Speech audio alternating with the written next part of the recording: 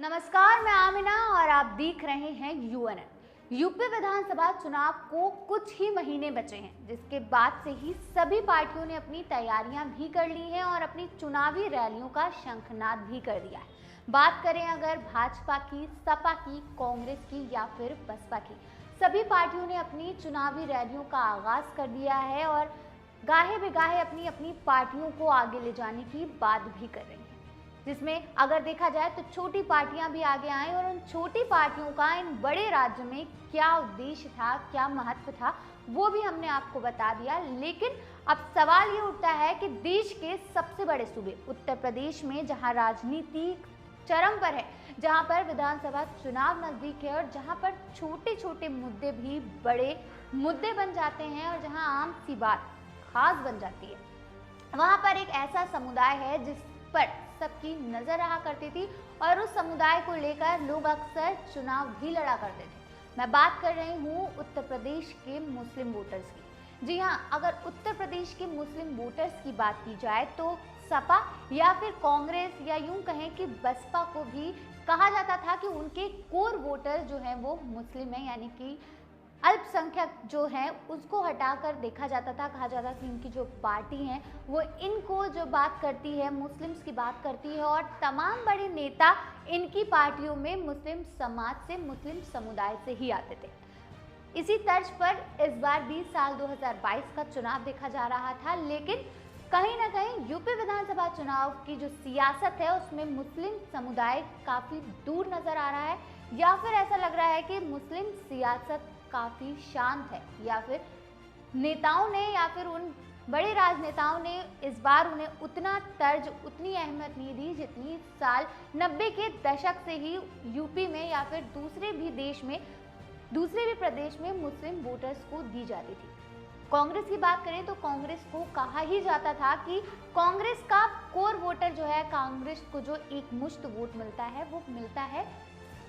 मुस्लिम की तरफ से। लेकिन इस बार अगर देखा जाए तो कहीं पर भी जितनी भी पार्टियां अभी तक की रैली कर चुकी हैं, वहां पर ना तो किसी नेता के सर पर नमाज टोपी या कहें जाली टोपी नजर नहीं आई, या तो फिर उनके मुस्लिम बड़े राजनेता उनके स्टेज साझा करते हुए नजर आए। प्रियंका गांधी ने अपनी रैली का, अपनी जो संबोधन का आगाज करना शुरू कर दिया और उन्होंने नवरात्र के पहले दिन ही अपनी पार्टी की रैलियों का आगाज किया था और उन्होंने बाबा विश्वनाथ के चंदन से अपनी रैली का आगाज किया। चंदन लगाकर उन्होंने अपनी रैली का संबोधित किया। साथ में सबसे पहले उन्होंने दुर्गा सप्तशती के मंत्र उच्चारण से ये साबित कर दिया और ये जता दिया कि उन्हें भी हिंदू ही समझा जाए, उन्हें हिंदू होने के प्रतिबद्धता से कम ना समझा जाए। जहां कांग्रेस बात करती थी मुस्लिम समाज की, मुस्लिम लोगों की, वहीं कांग्रेस ने भी अब अल्पसंख्यकों पे ज्यादा जोर देना शुरू कर दिया है। ज्यादा जो उनसे ज्यादा जो है, अब अगर देखा जाए कि उत्तर प्रदेश में बीजेपी है, बीजेपी ने अगर ज्यादा बात करें तो बीजेपी ने हिंदुत्व को ज्यादा ही जोर दिया और बीजेपी पिछले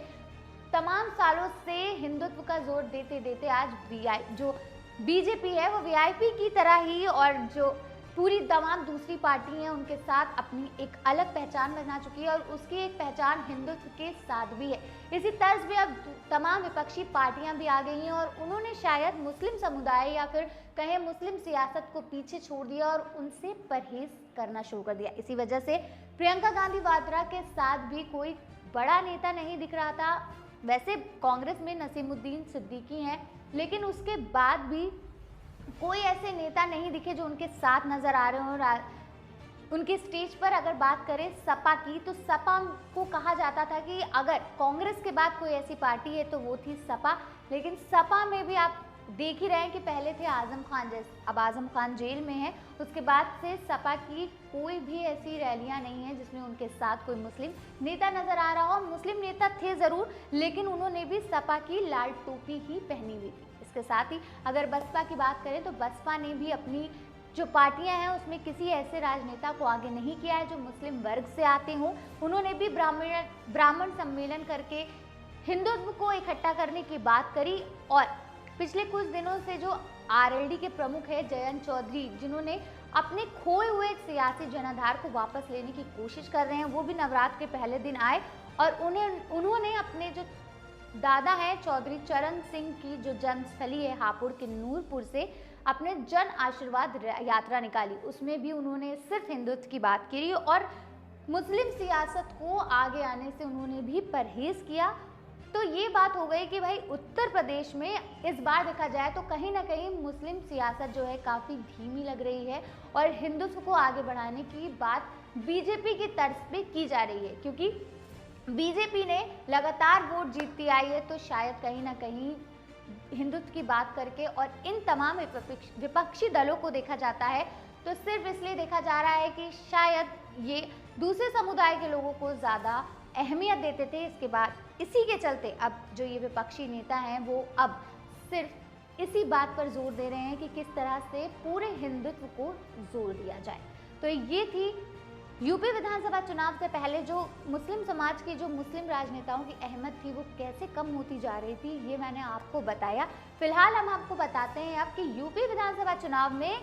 मुस्लिम वोटर्स कितने हैं और कितनी फीसदी अगर वोट मिलता है तो एक अच्छा खासा उम्मीदवार वहां पर जीत सकता है अगर उन्हें सिर्फ मुस्लिम वोट मिले। दरअसल यूपी में करीब 20% मुस्लिम मतदाता हैं जो सूबे की कुल 143 सीटों पर अपना असर रखते हैं। उनमें से 70 सीटें पर मुस्लिम आबादी 20 से 30% है। सूबे की करीब 3 दर्जन ऐसी विधानसभा सीटें हैं जहां मुस्लिम उम्मीदवार अपने दम पर जीत दर्ज कर सकते हैं, जबकि करीब 107 विधानसभा सीटें ऐसी हैं जहां अल्पसंख्यक मतदाता चुनावी नतीजों को खासा प्रभावित कर सकते हैं।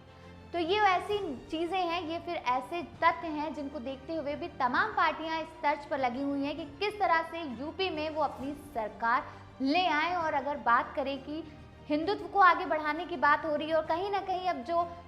मुस्लिम समाज या फिर मुस्लिम वोटरों को लुभावने की बात हर बार की जाती थी, इस बार उसको किनारे रखकर